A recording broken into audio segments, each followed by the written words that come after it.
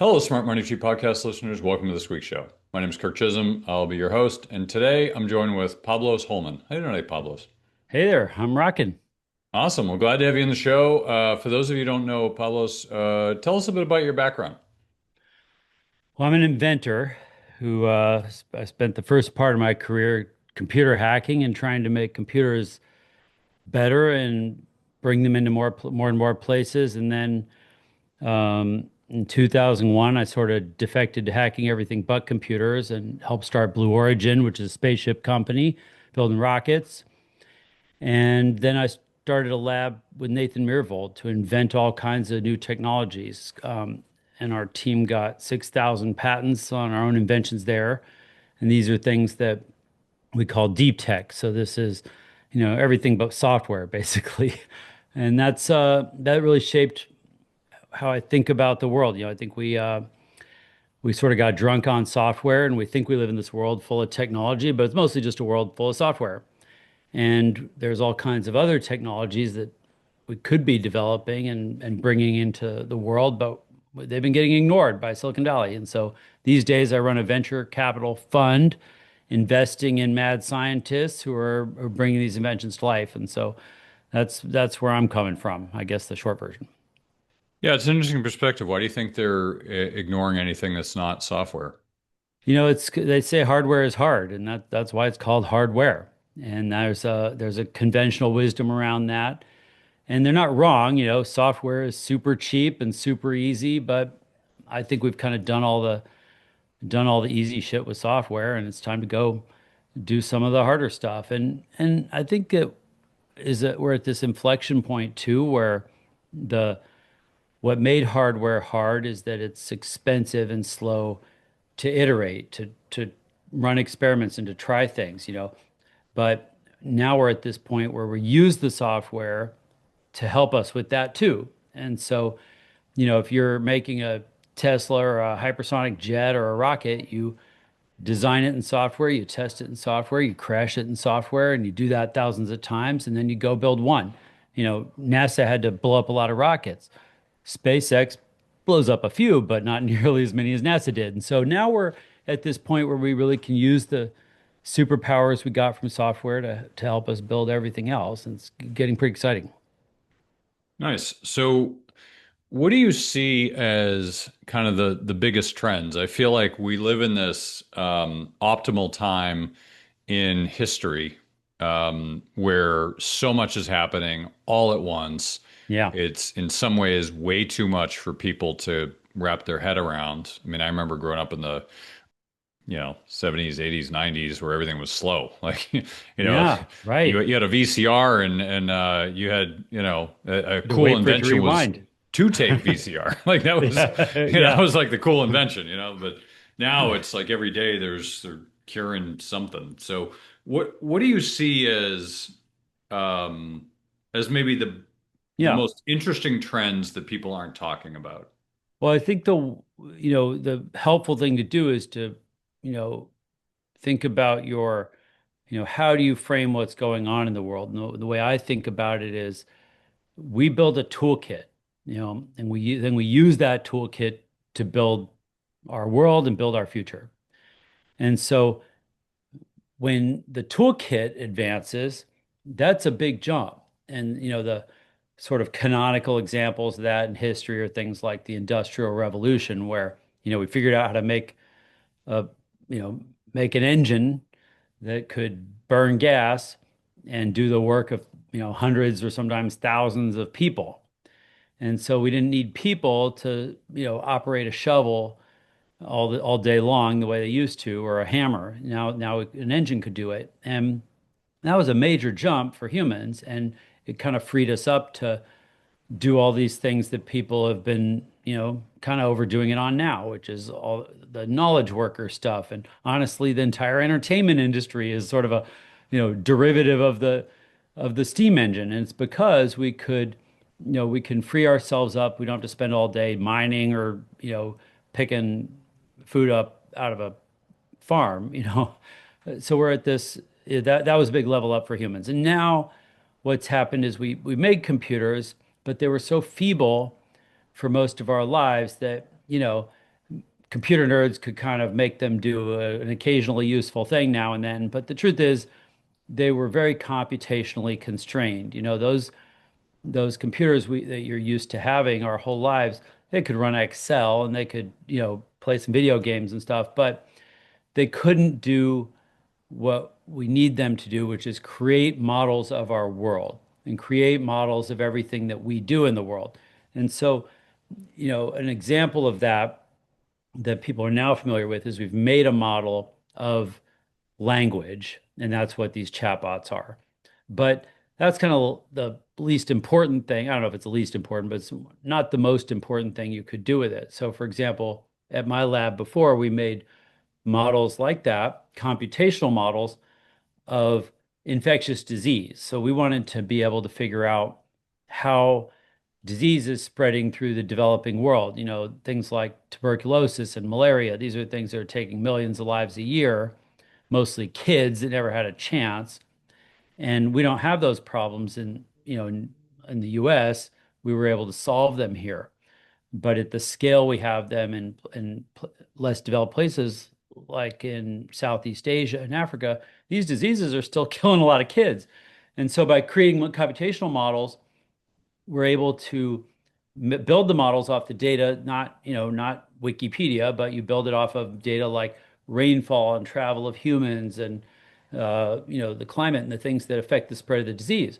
And then once you have a model, and this is where it starts to get important, then you can run simulations in the model. You just like SimCity, in SimCity you could sort of try deploying a Starbucks or a traffic light and see what happens to the city. Does it get better or worse? Well, we aren't doing that in real cities, and I think SimCity is like 30 years old. So now we need to, and now our computers can do that. In the epidemiological models, we were able to radically improve how we attack those diseases. And we're getting good enough that we're going to be able to eradicate diseases like malaria in our lifetime. We'll save 1 million lives a year doing that. So to me, that's an example of what's possible. And we're just the very beginning of now being able to do that for every business, for every industry, for every supply chain. You can just throw Excel in the trash and forget about it. It's not what computers are for anymore. So I know it's a long-winded way of explaining, but to help people see our toolkit just leveled up in a way that's even more important than the steam engine. And so this acceleration and these things that you're describing, with things moving faster and faster, it's partly true, but the vast majority of it is to get us to a better place. Of course, right. I mean, the point of technology is to make life better, easier, faster, whatever, I think so. Yeah. I mean, that should be the goal, right? Yeah, lots of people think the point is to bitch about it on the internet, but but I don't think that's the point. Yeah. I mean, so one question, I mean, you kind of talked a little bit about the health stuff and coming up with solutions. In the health department, I almost wonder if we're over-engineering solutions to health problems that are not being solved, not Mm, because we don't have the right, um, the right technology, but maybe we have the wrong tools. yeah. Um, What's a good it's example in like, your mind? yeah, like you said, for software, so everyone was doing software and nothing else.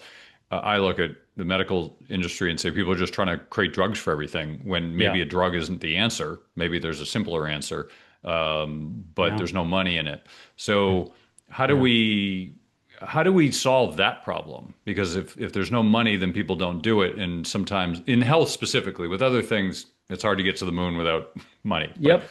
with the health No, it's a stuff, good point. sometimes health is solved with simple solutions. Yeah, on one hand, you kind of got to give these people credit for accomplishing anything in what's probably the most screwed up industry we've got, because healthcare itself is kind of a misnomer, but you're talking about the industry that has the most people have a stake in it. I mean, other than maybe like food or energy or something, we all have health to worry about. We're all going to need that machinery at some point, and it's got the most sort of government involvement, the most screwy market dynamics with insurance being involved and like partially regulated but not wholly regulated. And then, so it's a very difficult place to innovate because, the FDA is very heavy-handed. You have to like, show every step of the way. And so the only things you can do practically are things that have been done before. And that's kind of why there's the emphasis on drugs. And so, lots of room for improvement. I mean, I think that one is, I try to avoid it most of the time because I don't know how to navigate that machinery. But you know, the the trek for drugs needs a lot of work. It's very expensive, but at least it's paved. If you look at what's happening with like stem cell therapies right now, there's a lot that clearly works. There's massive potential, no question about the potential. And people are going offshore to get stem cell injections because the FDA doesn't have a paved route to bring them to market, and it's too slow and expensive for any company to survive long enough to pull it off. And that's happening with, you know, genetic therapies as well. We have CRISPR, we know how to use that, but it's taken us a long time to be able to start bringing those things to market. Some of the wins have been like the mRNA stuff, but they managed to kind of ram that through on the back of COVID. But the potential is real. We have a lot of work to do, but there's a huge amount of potential there. So I think these things are coming, but it's the market dynamics and the regulatory environment there is so screwy. It's hard to say anything with any amount of confidence about how that's going to play out. And so I think the way I think about it, when you look at a situation like that, you got to separate the technology into one pile with the problems that technology could solve. And then you got to make another pile for problems with people, between people, groups of people, human decision making, governance. That's a different class of problems and those problems are entirely of our own making, but that's also the harder problem to solve, at least where I come from. So I try to avoid them. And, until we can figure out how to, free you up from your day job so you can spend time figuring out how to fix the FDA, then, those are going to be slow going. Well, I think that's part of what makes technology interesting because the internet was created, which was going to create a whole bunch of free time. We wouldn't have to work as Yeah. hard. We'd shrink Yeah. the week, and what happened? It just sped up our work, made us more stressed, allowed us to compress more into less time. Um, it doesn't feel like technology's making Yeah. our dreams come true. No matter who talks about it and which technology. Oh, if we only do this, everything will be easier. Oh, ChatGPT, AI, it's going to make everything easier. Yeah. But it doesn't, right? And It's actually so I had to argue with that because it actually did all of those things that we said it would do. It also did, some other things, which is present a real challenge to humans. Now that you got this free time, you have to decide what to do with it. And we've been, you don't have to look very far to find the screen time numbers, right? People are choosing what to do with that free time, and they're aiming it at TikTok and Snapchat and whatever. And they don't want to take responsibility for the results, which are disappointing. So they want to blame the technology. And I think of that as kind of a developmental phase. Every technology has, like a kid, it has to go through this life cycle and it has to go through these developmental phases. And our relationship with social media, we're probably in junior high. With ChatGPT, we're barely in preschool. But, with other dangerous shit like fire and hammers and stuff, we're well past grad school and we're doing fine. So I think people are impatient and they don't want to take responsibility for their relationship with these tools. You do have to learn to wield them. But over time, humans do figure it out. And over time, we will figure it out. It's just we're at a moment where we barely have figured out the things that the internet brought us, and we're already getting a whole bunch more. And so that's why it's the feeling is difficult and the frustration is real. yeah, I mean, and that's part of what I was mentioning earlier. Yeah. It's really challenging when you come up with new technology. It's all exciting, and Yeah. people go hog wild. They're like, "Oh, this is great. I'm just going to do this with everything," and it turns out it's a really bad idea. Yeah, Like you social overdo media. it. Social Yep. media It's is a just like perfect drugs. example. Yeah. It's like drugs. You And know, you overdo it, and then you got to figure out what's a good amount. right. Well, yeah, a good amount. Yeah, but I think the issue is we don't know what we don't know, and then Yeah, it ends up that's true.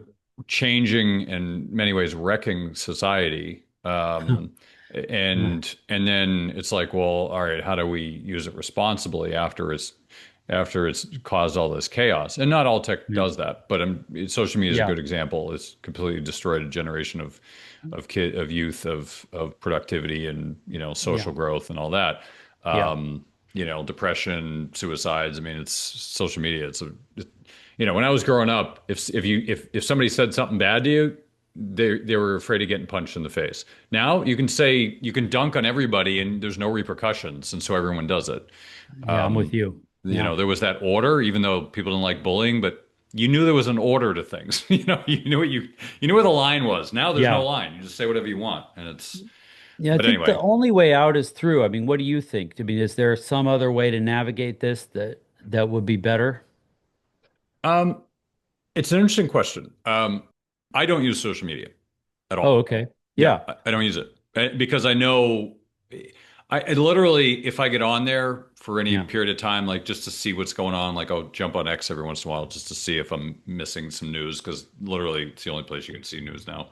I'll just go on there and just check. And then I yeah, immediately feel like this negative yeah, feeling if I'm on there for 5 minutes. I'm like, I don't know what it is. And yeah. I'm not looking at negative stuff. I'm just looking at some videos of news. I'm just like, oh God, I just feel bad. Like, I don't know why. It just doesn't But feel, that's a great success story. Like you're probably Gen X like me. yeah, You are probably not an alcoholic, you don't have to say. And not and today. what yeah, and what happened is you learned to have a functional relationship with it. How much is too much? How much is too little? I'm not addicted to that stuff either, but that's because I have the mindset of like, okay, I got to determine how to have how to make my life better. I'm responsible for that, and a little bit of social media is fine, but too much is too much. And we haven't figured out that like, I think a lot of these kids were indoctrinated before they had the skill set to make that kind of decision making. It happened so fast to the parents that we didn't know how to teach our kids how to navigate it, left it up to them. And so, yeah, we do have some negative societal problems from that. But I think, the answer is that we have to take responsibility for that and start course correcting and say, okay, we don't want more of that. Let's figure out how to fix it. And not enough people are engaged in trying to do that. And so that's why, the scale of the damage is a generation.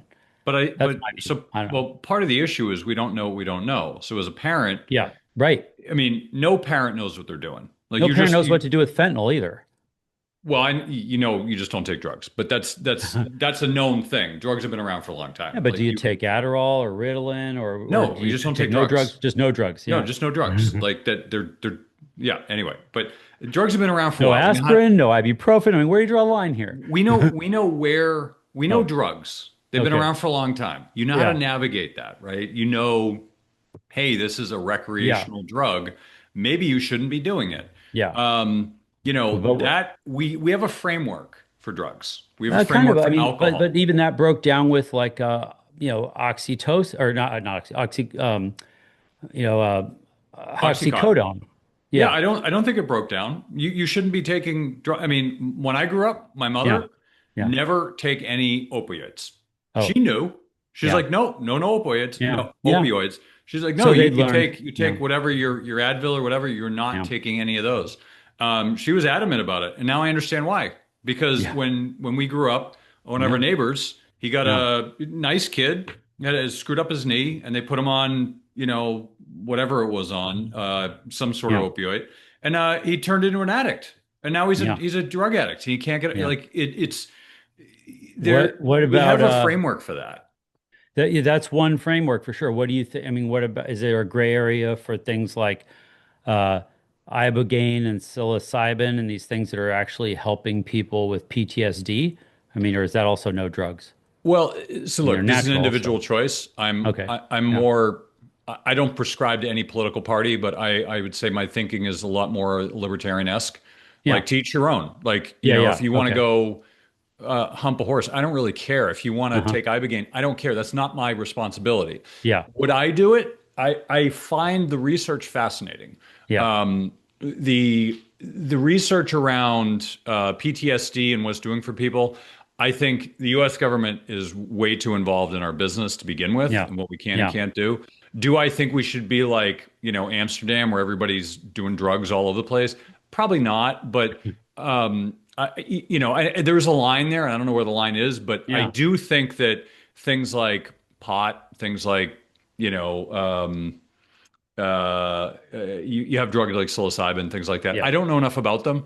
I'm Yeah. intrigued because I'm listening to people. Like, Yeah. Same here. so I just don't know. I'm not taking them. I Yeah. don't feel like that makes my life That's kind better. of how I feel about social media. Like, I don't think the government needs to tell me not to do it.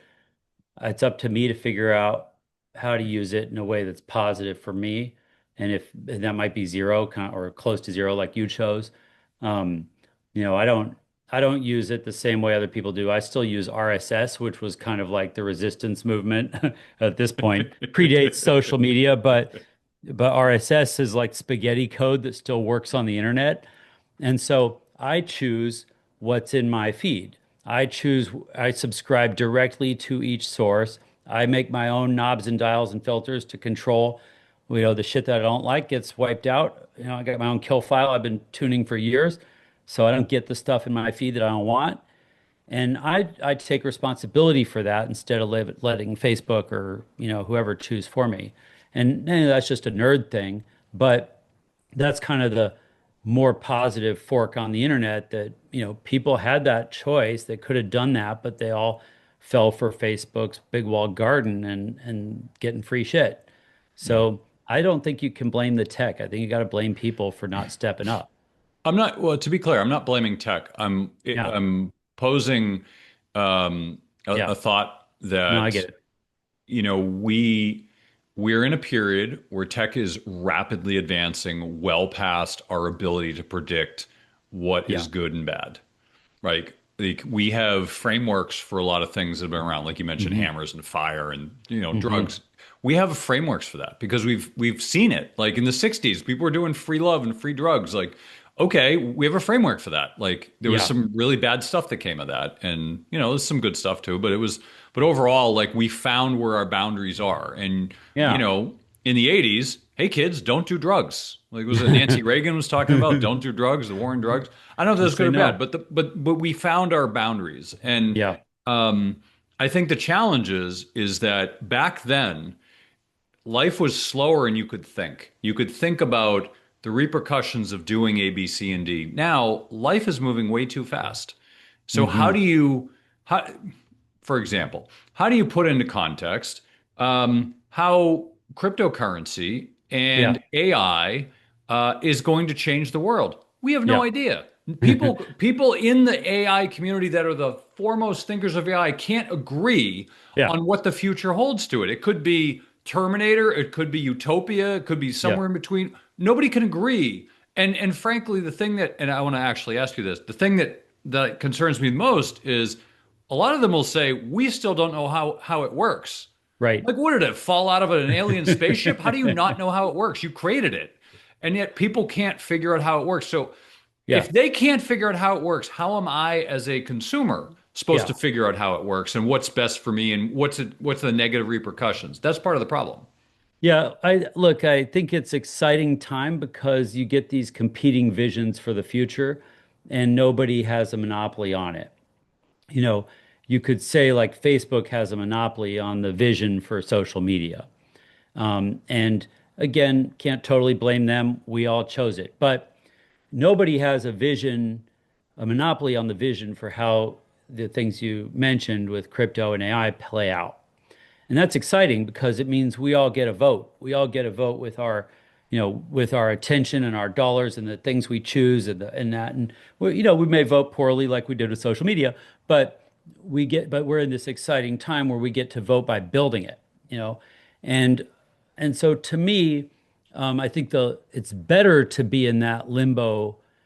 I mean, I get that most people are uncomfortable with it, but it's better to be in that state where we don't know longer because it means we get to run more experiments, we get to try more things, we get to learn more before it gets cinched down on one winning vision of the future, which obviously some of the players are trying to make happen as soon as possible. And so, what you really want, and what one of the nice things about uh, crypto is you do have this very egalitarian marketplace where anybody can compete. Like something like 40,000 shit coins a day are made.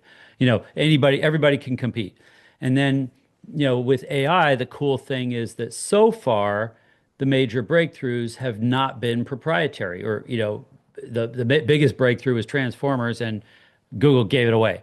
So we all have the same tech stack, and that's why you see open source foundation models from China that are almost as good as ours. Because the truth is, the nerds at OpenAI are not geniuses any more than the nerds in China or Anthropic or anywhere else. So we're getting this kind of fair fight. It's more of a fight of who can control the most compute resources. So that's a separate thing. But I think you get this window in time right now where everybody's getting to do a lot of experimentation and we don't know where it's going to land, and that's very exciting.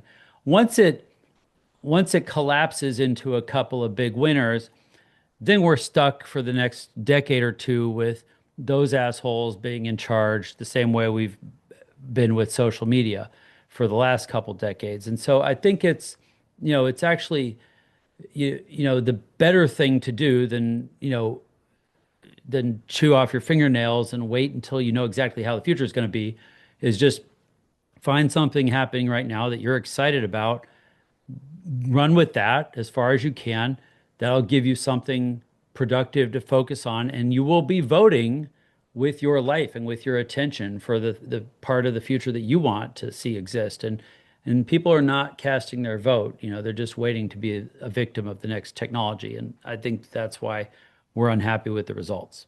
So you raised an interesting point I want to talk about is, you know, technology tends to, or at least in the last few decades, has tended to have a pendulum swing between decentralization to centralization and back and forth. Yeah. And if you look at the internet, it started decentralized, then it's centralized, and then now we're in the next generation, it's decentralized. I know basically there can be only one model of like one Microsoft, one Apple, one Amazon, one Yeah. Facebook. They're not two versions of that because it doesn't make sense. And that is both good and bad. Yeah. And I think with the internet, especially Web 2.0, you could have that, right? Because they were in control of the data. But with 3.0, we're in control of the data, so Yeah. to speak. Um, I wonder if there will be only one. Like you said with AI, the internet, there was an advantage to having a single company. But Yeah. with AI, because everyone can create their own, why do you need one company? And on top of that, there is no moat, Yeah. right? Like part of the problem is there's no moat, so so why would you spend money at all? Because there's no strategic advantage of being first, because you Yeah. can't keep the advantage.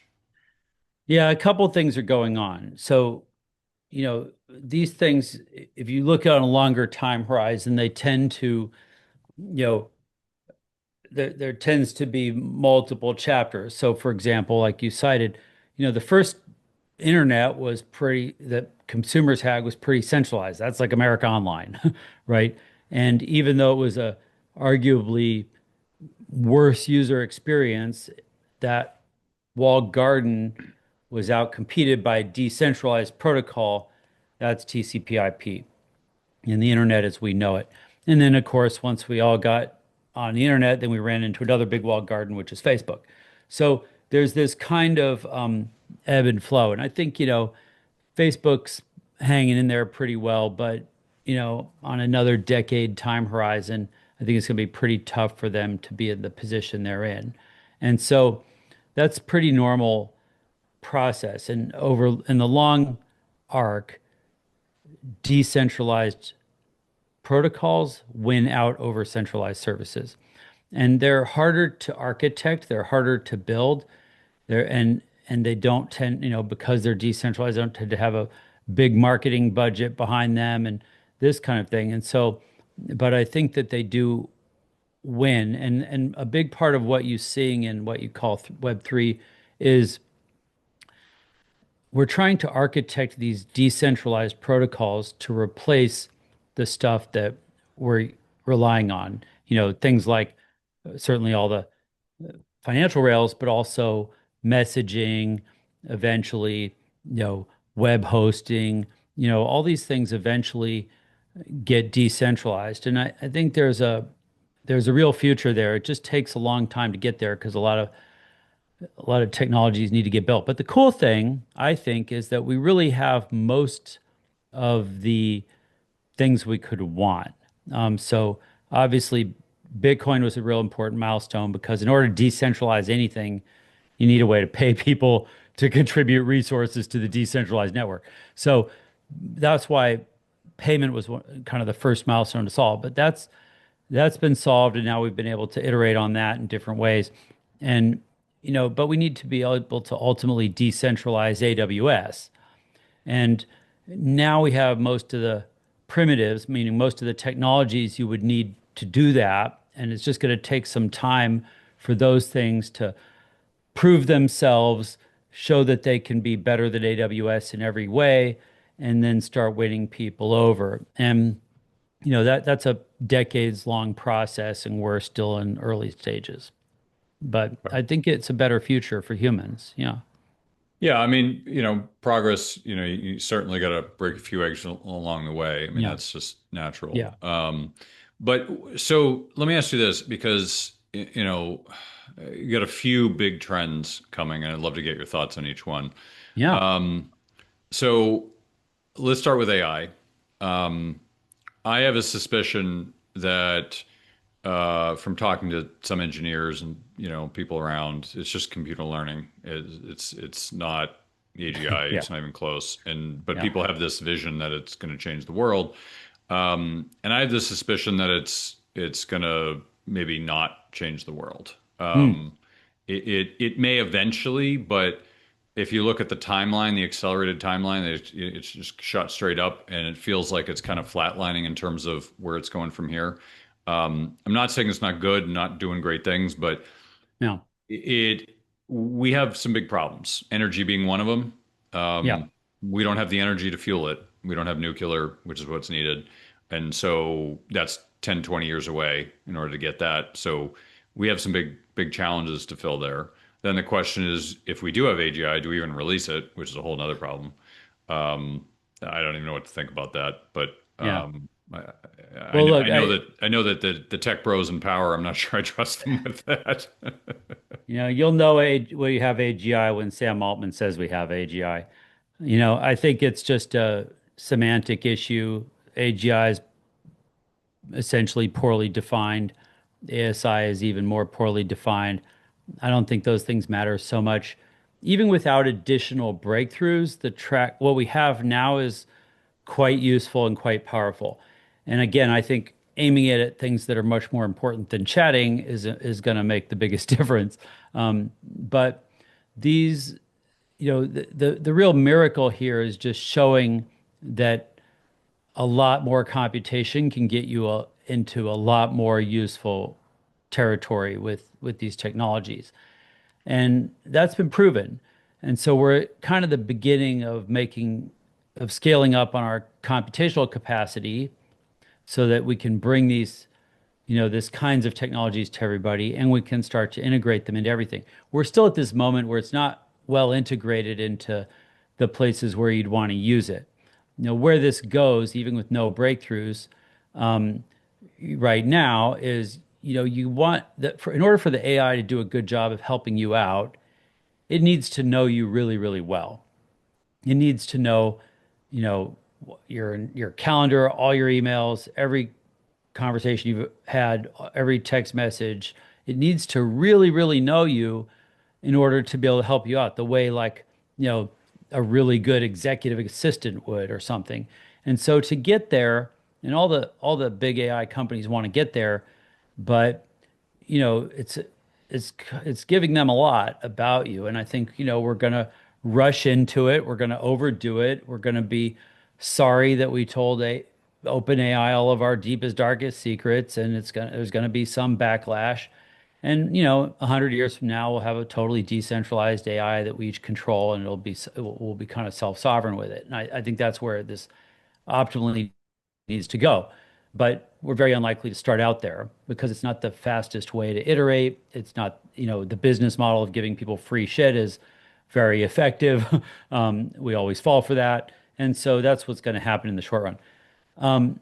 On energy, you know, look, even before AI, we aren't making enough energy. In the US, we get the way I've described this before, and the way I described it in the book is if you average energy across 8 billion humans, the global average is about equivalent to one toaster. So if you super glue the button down on your toaster and run it 24/7, that's equivalent to all the heating, cooling, food, jet fuel combined for an average Earthling. Americans get 9 toasters. And, Europeans were in like the 6 toaster range. I think they're down to about a 5 toaster range now. But, you know, to get those averages, 3 billion people live on less than one toaster. And that is not an acceptable living standard for you or me or anyone you know. And so, what we really need to do is 10x global energy production. And that's not counting AI, just to get the world to an acceptable living standard. And that is very important to do. What are all these wars about? We're fighting over access to energy and control of the resources that basically map to energy. If you could provide energy for people, then what are they going to fight about? There's a much more peaceful and better future that is within our grasp if we scale up energy production. Now, we 10x global energy production in the last century. People don't know that, but we also basically 10x on population, and we did it by burning more coal and oil and gas. So we hopefully don't want to do the same thing going forward. We want to keep the population from radically growing, and we want to scale up with energy that's cleaner and cheaper and more abundant. And you're right. The only way we know how to do that right now is nuclear reactors. At my lab before, we invented probably the most modern nuclear reactor, which is called TerraPower. So if you see Bill Gates talking about nuclear reactors, that's the one. It's basically a nuclear reactor powered by nuclear waste. But because when we were kids, the world conflated nuclear reactors with nuclear bombs, we outlawed the wrong one. If we had done it the other way around, you never would have heard of global warming. That's what's possible. But we're living on the wrong fork in history. We're still not being honest about it. So we're not allowed to build that reactor. We invented it 18 years ago. And that's what's been going on. And so last year I invested in a new reactor design based on old tech, because that is the one thing the US knows how to approve is reactors based on the existing, they're called pressurized water reactors. We have 92 of them or 94 of them in the US now. And those things have been much maligned. Every one of them is like a bespoke art project. They have no interchangeable parts. Everyone is a one of one. It's the least efficient way of making anything, the most expensive way to make anything. And those reactors are, I think it's about 15% of US energy production. So I invested in these guys who invented a way of designing one of the same technology, but it's about this big around and it'll fit in a manhole. And they bury it a mile deep in a borehole. So this reactor is unquestionably safe. It's a mile from anyone's backyard. It's super simple to do. You can put them anywhere. And the team was on a fast track to get it approved in like 2 years, build a test core at a national lab, which would be another couple years, and then deploy a commercial site in 2029. The US Department of Energy is pushing them to do all of that by July. So we will literally have new reactors in the ground in July. The entire regulatory environment has been overhauled in the last year. We now are going to get nuclear reactors, and this company has a wait list for 840 of them. So we are going to solve energy. I think this is a very important way to do it because uh, it's not just about doing it for AI. Obviously, that's the extreme near-term demand, and the first customers will be data centers. But what's cool is when you develop a technology like this, then we can show some leadership to the rest of the world. We can export these things around the world. We can put them in the ground anywhere and start to really scale up energy that's clean and cheap. And the first ones they deploy in July will be profitable on day one. So That's, yeah, one question I have for you, yeah, I want to get to a few of these before we run out of time, but one sure. question always hit my mind is why have we not made any advances in energy technology in like 50 years? Like Because what? humans are story-powered creatures, and the story we got in our head was mushroom cloud. Well, I don't mean nuclear. I mean in Yeah. other avenues because I feel Well, like I've no, solar seen. came a long way. I mean, we really did a good job with solar. It's just that I think people have a pipe dream of how far you're going to go with it. Yeah, I agree. I don't Yeah. think solar's got a cap to that. But what I Yeah. mean is, well, first of all, you have other things like geothermal, which are cheap and abundant. But what I'm wondering is, like, we've spent all this time focusing on software, Yeah. but when it comes There you to go. actually energy generation, I've Right? seen some interesting stuff, and then it Yeah. just kind of disappears. Like Yeah. I don't know if the government's, taking it and doing their own thing, but like I feel like we should have made a lot more advancements in energy production. Yeah. Is it the industry itself that is stymieing it, or is it like what is the reason? Because I feel like Well, there were even nuclear times, reactors, it's the technology just was from 50 years ago and they didn't advance it. yeah. I mean, look, the biggest industry in the world is energy. The biggest players in that industry, the most valuable companies in the world were oil companies.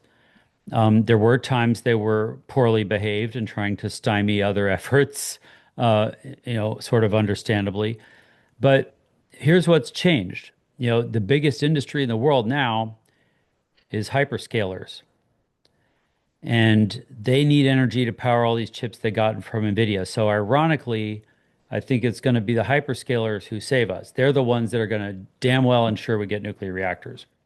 Oil can't stop them now. Who's staffing Congress? It used to be Shell and Chevron. Now it's hyperscalers. So we're going to get them, and that's going to be really good for the whole world. I mean, I'm sure there'll be some bad behavior along the way, but it's really we're in the last year we're in a radically different world as far as being able to invest in and bring these energy technologies to life. All right. So I You know, wanted to talk about two more areas really quick before we yeah, wrap it up. And one of them is sure. quantum computing, and the other is cybersecurity. Um, so I'm curious in your thoughts where things are going, what's interesting in those areas, what should we be watching Yeah. out for? Look, I think when you hear the word quantum, you can kind of just replace it with the word bullshit in your mind. There's like 100 people on Earth who are qualified to use that word. Deepak Chopra is not one of them. I think people are ranging between disingenuous and fraudulent on their claims about quantum computing. It's not that people aren't working on it. It's not that they aren't making progress. A lot of money is being spent. They are making progress, but you got to put that progress in the context of the grand scheme of what's needed for this to become useful. And I think that we are still a long way from that. And the people who are working on it won't tell you that because they need to raise a shit ton of money to do their science experiments. You need real breakthroughs in quantum computing. Those don't happen on a schedule. And so, look, I appreciate that people are working on it. I think this is still in the realm of science. It's being oversold as something that's sort of venture compatible. I don't buy it yet. But look, I think it's going to be great. Someday we'll have this great little co-processor that does quantum stuff. Most people have no idea what they would do with a quantum computer once it exists. They think they're going to crack all of crypto. Fine, we're going to run system update and switch to do algorithms. Like we know we have that in place. It's just not. It's not a. It's not the catastrophic scenario on the cybersecurity side, and it's not the, you know, I mean, there are things you could do with it if you had a giant quantum computer that worked. We don't know if it's totally possible, but if you had it, yeah, we could do climate simulations that are better than what conventional computers are. But this is not, none of this is going to be relevant in your career or mine. I don't think this is something you can safely ignore.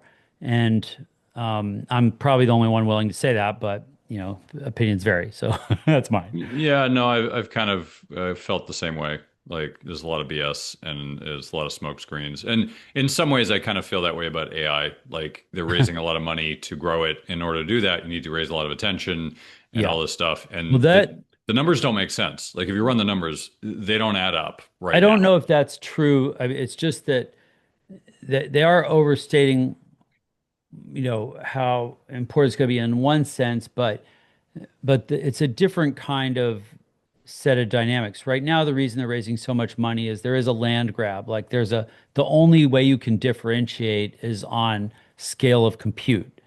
And so there's a fight going on for who can get and control the most compute. And there's really only a few players who can play at that scale, unfortunately. I think it's important that they do keep that fight going, but the nice thing is all that compute in the worst case scenario, all these guys go out of business and the world just has a whole bunch of compute laying around for the next generation to use. So I think I don't think it's so bad. Um, I don't know how I would make investment bets in that arena. I don't do that kind of thing, but um, but yeah, I don't think it's as bad. It's not so bad. We've wasted money on a lot dumber shit than compute. So, and this is general purpose compute. So whatever we find to do with it, we'll be able to do with it. Well, yeah, I see it like global crossing. Like we're gonna totally overbuild on this. It's not Now gonna be it's different needed. than that But that because was that was a great thing, but it was not economic at the time, but it's it great that wasn't it was economic at built. the time, but 5 years later it was. Right, but That's it, why we have YouTube. And I mean, I think even so, yeah, global crossing overspent, but even the dot-com bubble, much maligned. I mean, I haven't tried to add it up, but how many years did it take for the remaining dot-com companies market cap to justify the whole bubble? It's probably like 5 years. By 2005 or 6 or something, we were probably fully recovered. So, and here the difference is there's real revenue. I mean, the add up the revenue of OpenAI and Anthropic, it's tens of billions. It might not be hundreds yet, but there's demand for more for sure. So I think there is a kind of justification here, that's different than what happened speculatively with things like Global Crossing. yeah. So as we kind of wrap it up here, I appreciate you kind of sharing your Yeah, viewpoints on all this. What are some practical takeaways that people you can leave people with? Where should people be focusing as yeah. most ideal? And then, where can people find more about you? Well, look, what I'm trying to do is help people see that a lot of amazing technologies are coming that can really help us build a better future. And, I wrote a book about it. It's like a current number one bestseller in tech and venture capital. But this is a book of a lot of inspiring and hopeful technologies like the nuclear reactors that you can get your head around. You don't need a PhD to read it. It's a fun book and it helps you see what I see because I get to see all these technologies that are coming, and that's why I'm so excited. But you get a little bit of inspiration from that, and then there's a lot in there about how we bring these things to life, so you can sort of find your way into it and figure out how do I steer from my, you know, pathetic job working for some sassholes into helping build nuclear reactors, or whatever makes sense for you. I'm not trying to tell you what to do, but just give people some sense. This is kind of all hands on deck. I think everybody should be thinking about what could they do with the next chapter in their career. Maybe pick something you're excited about that you think is cool to help build. And maybe it's not nuclear reactors, but we got people putting solar farms in space and people making cargo ships that are autonomous and sail themselves with no fuel. We've got people making automated factories for apparel and all kinds of home goods and stuff. We got people making all kinds of there's amazing stuff coming, and we don't just need nerds to do this. They need help from everybody to build these companies. And so I'm hoping that I can convince some people to consider, bringing their talents and their experience to helping us build some of these cool things for the future. Awesome. Well, Pablos, I really appreciate you coming to the show, sharing your wisdom with us. Yeah, I would say people should get his book. I haven't read it yet, but it's on my to-do list. So, I'll give you money back guarantee, all of you. You don't like it, text me and I'll send you your money back. It's really been delightful.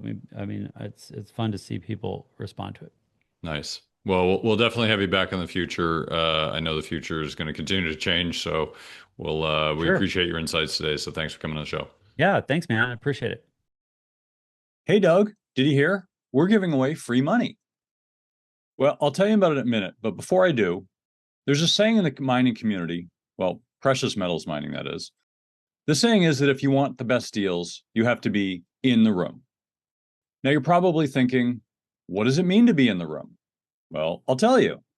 Being in the room means that you're on the short list of people who get invited to be a part of the best deals. These are the deals that most investors will never have access to. You mean like IPOs? Nope, IPOs are chump change. Those are for retail investors, small potatoes. That's nothing compared to these deals. These deals would have you salivating to get access to them. Once you know they exist, you will never look at investing the same way again. I almost don't want to even tell you that they exist because it will ruin your thinking of how the investing world really works. Now, you might be excited that these deals exist, but you only have access to the deals if you're an insider, or in the room as they call it. Now, as loyal listeners to the show, I'm going to give you a chance to be in the room. Money Tree Investing Podcast has created the Insiders Club. This is a community of our show's members who are loyal listeners of the show and want to get more out of their investing experience. Being a part of the Insiders Club gives you insider status for upcoming events and webinars, discounts, free stuff and books, and influence on the future direction of the show. This is a great opportunity to join us as we expand our content and services. Oh, and did I mention free money? Yes, in the next few weeks, I'll be giving away free money to our members of the Insiders Club as my appreciation for listening to the show. Now, there's no cost to join the Insiders Club. Just go to moneytreepodcast.com/free money today to join the community. That's www.moneytreepodcast.com/free money. I hope to see you in the room.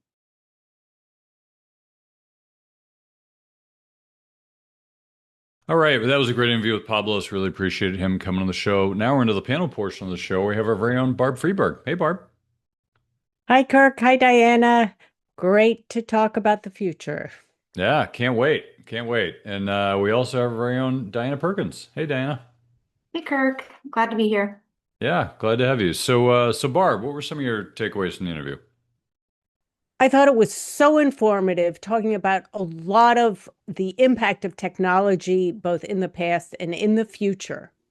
And I think the main takeaway is it's very important for all of us to keep our fingers on the pulse of what's going on with technology in our world today, thinking about how we use it, the future, and to make our own decisions, not to go all in on anything new, bright, and shiny.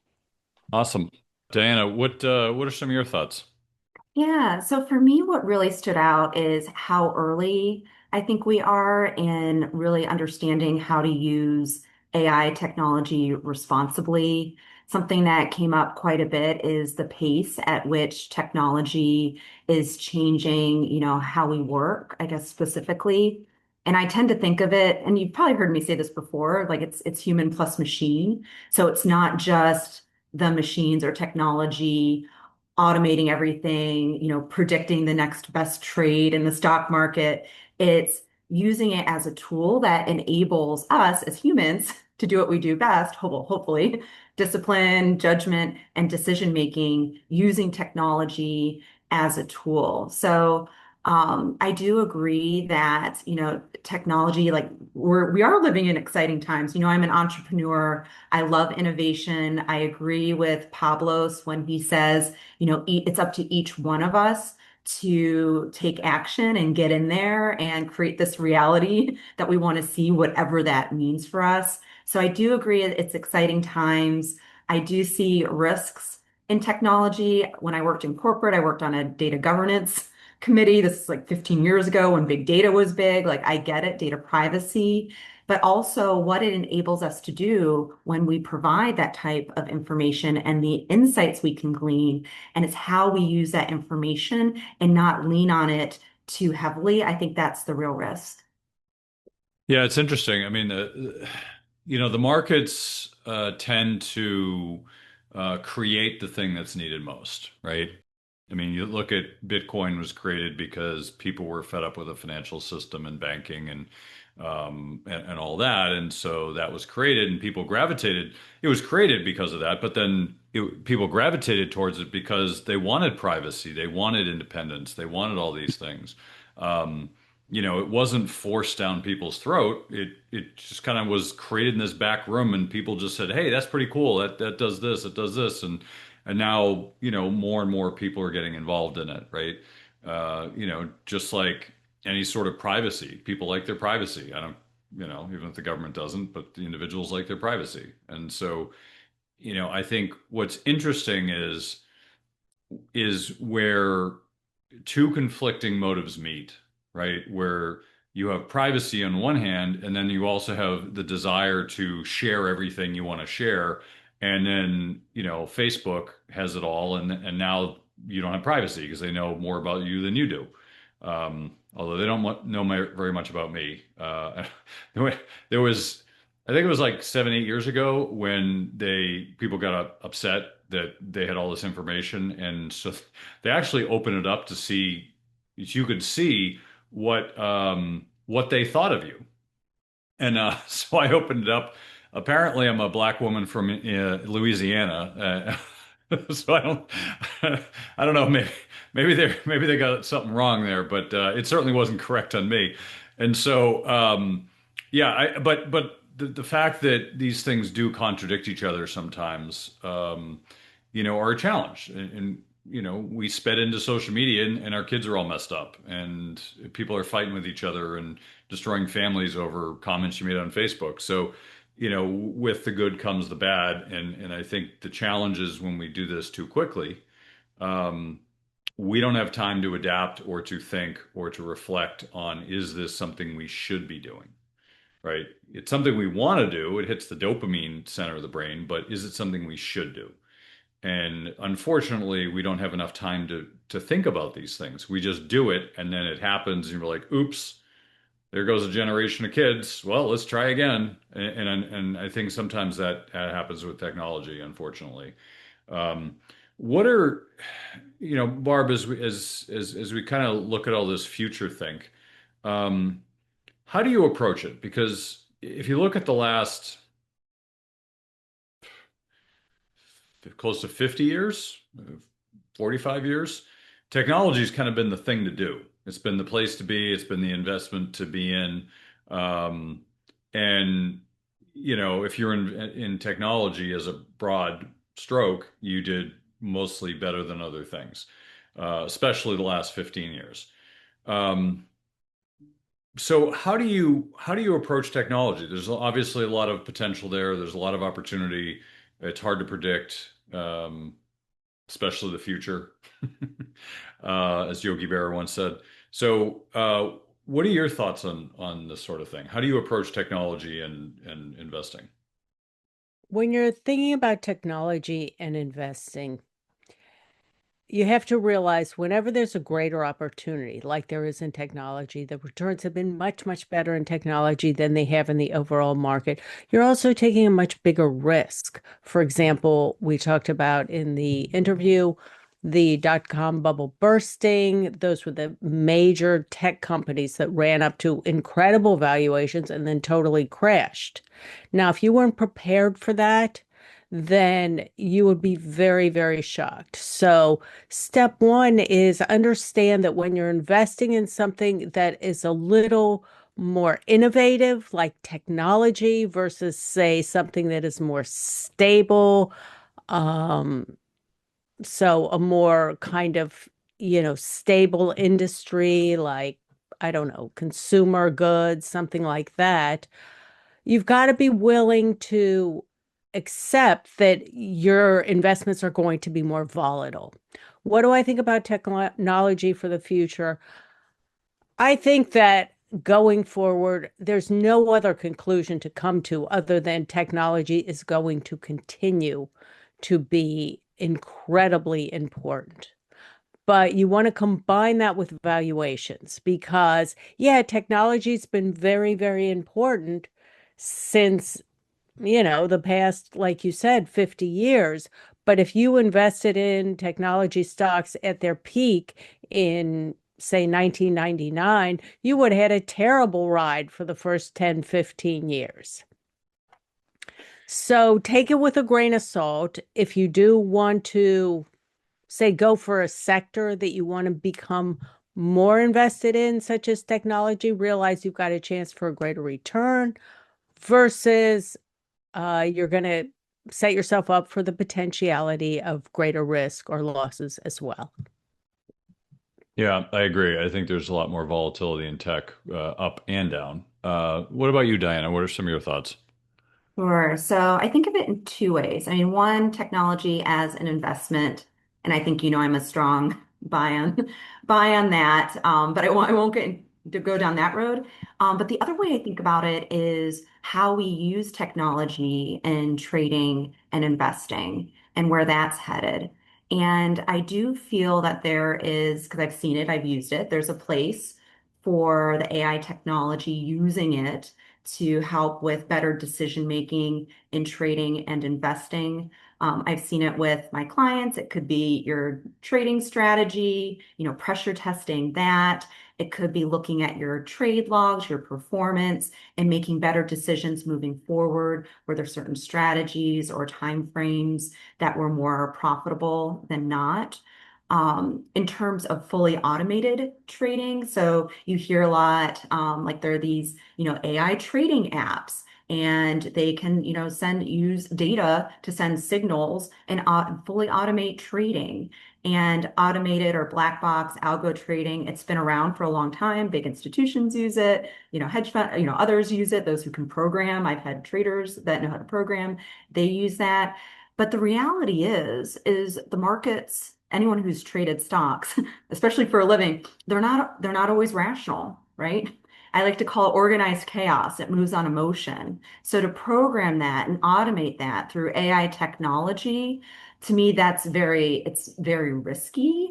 And you're leaving out an element that I feel will always need to be there, which is the human element. So you don't fall into the emotional traps of over trading or market conditions change and you're sticking to the same static, plan that you programmed, things like that. So I feel the markets are dynamic. You can't program it. With I mean, you can, use it to summarize earnings reports or use past data to pressure test a strategy, just like I mentioned. I think there's lots of uses for it.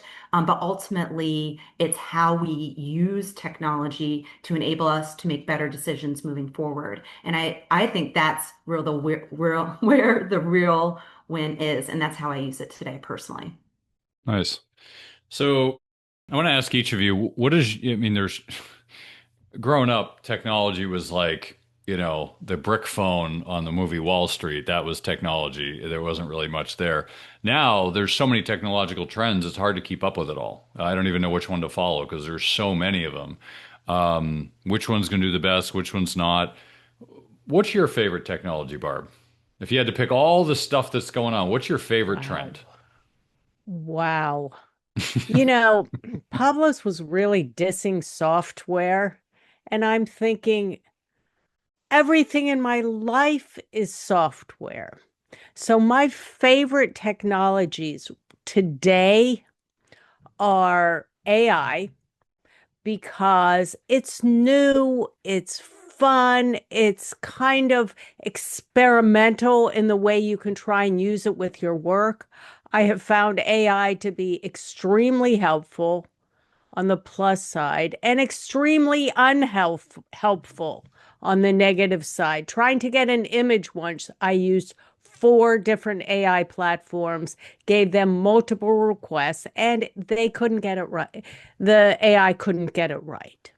I've asked them a question and they've given me like a 30-page answer, and I'm like, well, this is a little much. So I really like the challenge of exploring what it can do and how it can make my work life better, but also keeping in mind that it has a lot of limitations and it is nowhere near ready for prime time. Okay, good. I like that. That's actually an interesting perspective. I hadn't nobody really talks about is the exploration part about AI. It's interesting to explore with it. Because it's not like a uniform thing. It's like discovering a new country and be like, "Oh, look at all this empty space. What do I do with it?" And your ideas fill your head. It's great. What about you, Diana? Well, and one Oh, go other ahead. thing I just wanted to mention about technology, I love that it's so accessible and you can use it for so many things, video editing, playing games. I mean, even something as simple as that, we don't talk about that, but that's leisure. And particularly for those seniors that out there are out there listening, things like brain games, which are all tech-based, are fascinating, easy to consume, and can make you stronger. Same with like different hacks to improve your fitness. So anyhow, I'll let Diana continue. Thanks, Barb. Go ahead, Diana. I love it. And I'm gonna piggyback off Barb. ChatGPT, hands down for me. Former life worked on the global Gen AI strategy and banking for a large management consulting firm. Love, love, love. You know, I love innovation. I love technology. Agree on the limitations, to the point of frustration sometimes, I will admit. And I think it's because with generative AI, obviously, the data set is so big and so vast, but it's because it understands natural language, it almost feels like you're interacting with another human. So those limitations are more glaring, and it could be like math or reading a stock chart, or when you're pressure testing an idea, but you know better from experience than you feel the machine does. But at the end of the day, I mean, just using it even to I like a sounding board as an entrepreneur and strategy. There's just so many use cases around it, or digesting information, or you know me, I'm like finance through and through. You know, 9 years old, charging my sister interest on $5 loans. It's black and it's white. So for content creation, I mean, it's incredible, incredible. But just like we said, there are going to be inherent biases from the data sets and from the specific prompts that we use. So when I interact with technology that's not just AI, but generative AI, I interact with it in a way where I'm teaching it too. So I'll give it specific real-time feedback so it knows me better, and can come up with responses that are more aligned with what I like. But I think generative AI to me is the most disruptive technology since smartphones, we'll say. And I know it's some might feel, machine learning, it's kind of machine learning on steroids, right? And in many ways, from a technical standpoint, it can be seen that way. However, the accessibility with what Barb referenced, the practicality, the accessibility, and for non-technical folks to interact with the technology and actually glean, insights from it. I think it's phenomenal and it's powerful and it's almost a little bit scary. Yeah, no, I think those are both great opinions. I'm going to deviate. I'm going to say mine is cheap, clean power. So nuclear is you guys may not be surprised. I think nuclear power is the best trend that is really hard to invest in, just because most of the stuff you want to invest in is private. and it's maybe not the best investment, but in terms of a trend, I love it because if you want to have wealth and abundance in any society, you need cheap, clean, abundant energy. If energy was free, we would have been on the moon years ago. But because energy is not free, it restrains our economy and what we're capable of, and maybe that's a good thing in some ways. But if energy was cheap, clean, and free, we could do amazing things. So, in my opinion, energy is what drives everything else. It is one of my favorite trends. It is still years away, but there's a lot of interest and effort going in because that's going to drive AI. That's going to drive all the rest of the stuff. If we don't have that, the AI is not going to progress because we don't have the energy to power it. My long-term one is outer space, and anything, whether it's low orbit or the moon or whatever. That's a further away trend that I love that also is really hard to invest in, and I think it's not a short-term thing I have an interest in, but long-term. But I think in the short term, energy is where it's at. It's just hard to invest in it. So I want to ask before we kind of wrap it up here. How should people be investing in technology? I'm not an expert in all these things. I stayed at a Holiday Inn Express, but I'm not an expert in these things. So how should people be investing in tech if they want to ride the trend and maybe not just invest in the Nasdaq, but also not necessarily invest in individual companies because let's say I'm not a great fundamental analyst or I have a full-time job and don't have the time. So how should people be looking at Tech Barb if they're interested in getting involved?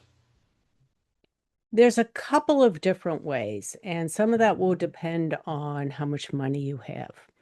If you're an accredited investor, and that means that you know something about the investment markets, or you've got a certain level of income or a certain level of net worth, then you can get access to private investments, private funds. I'm not saying anything about Pablos Holman's fund because I have not researched it, but those are ways that you can really get in on the ground floor of some of companies that are doing some really revolutionary technological things. The advantages are you can get in on the ground floor. The disadvantages are you're going to pay higher fees. You are going to tie up your money for a longer period of time. You can expect both greater returns and possibility greater losses. So that's one way to invest. Another way is look at sector funds.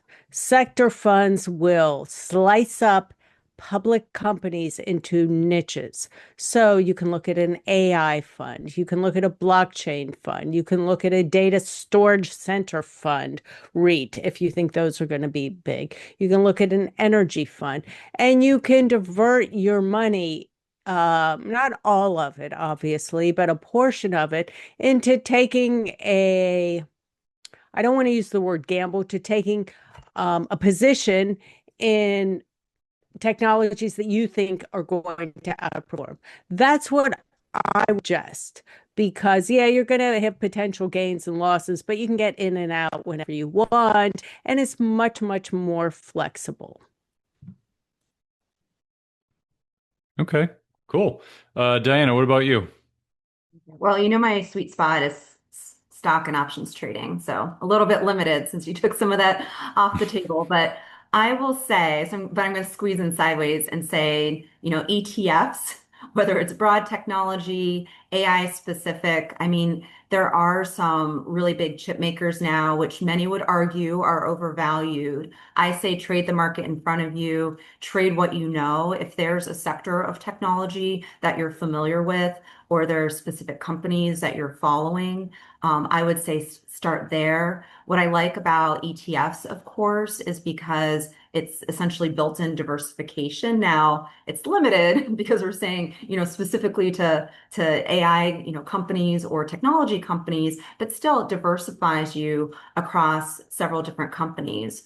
For those who are a bit more sophisticated, maybe investing or trading, there's this concept called pairs trading. If you trade currencies, Forex, you're familiar with it.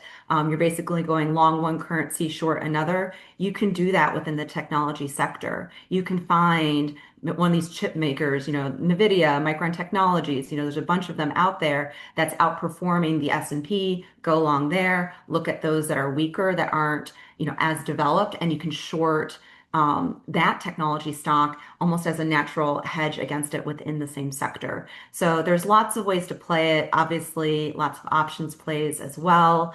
So I'm personally invested in it. And I think too, probably one consideration, I'll backpedal just a bit, is as already mentioned on this panel, technology, it does tend to be more volatile, meaning the, bigger swings in the price action. So before obviously investing in anything, make sure you understand your risk tolerance, how much risk you're taking. No one investment or trade should ever keep you up at night. That's how I approach it and how I teach others to approach it as well. Investing, it is very personal, but I think through ETFs, pairs tradings for that natural hedge, options, if you understand how the pricing works, all, great ways to get a piece of the action. Yeah. Well, cool. So as we kind of wrap it up here, final thoughts from you, Barb. I really liked the example that Pablos used about the toasters and about the inefficiency of energy distribution across the globe. And I think that also applies to wealth.